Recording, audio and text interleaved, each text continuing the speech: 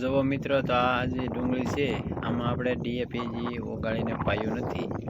તો મિત્ર આ એટલી પીળાશવાળી છે અને શરમો છે. તો મિત્ર આપણે આ બધી છે એમાં ડીએપી નથી પાયું, અને જે ડીએપી પાયેલું છે એનું હું તમને હમણાં દેખાડું.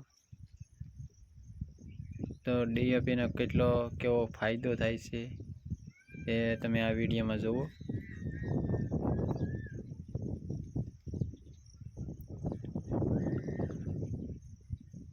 તો મિત્રો આ તમે જોઈ લીધું.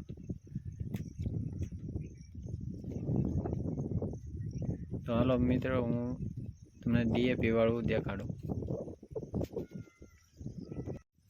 તો મિત્રો આજે આપણે ડીએપી છે ડોલમાં ઉગાડેલું, તો એને હલાવી નાખવાનું છે. હમણાં આ જે ડુંગળી પાઈ દીધેલું છે ને આ જે વધ્યું હતું એ ડોલમાં છે.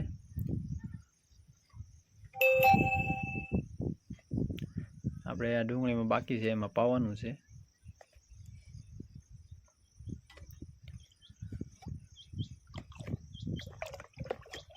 હાવ ઓગળી જાય એટલે હાવ સફેદ કલરનું ડીએપી થઈ જાય છે.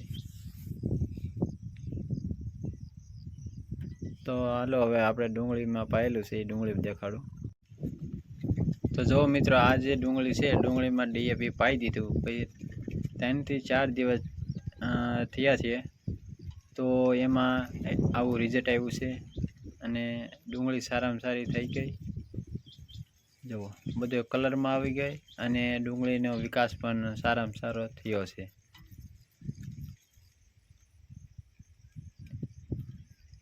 આમાં ડીએપી પાયેલું.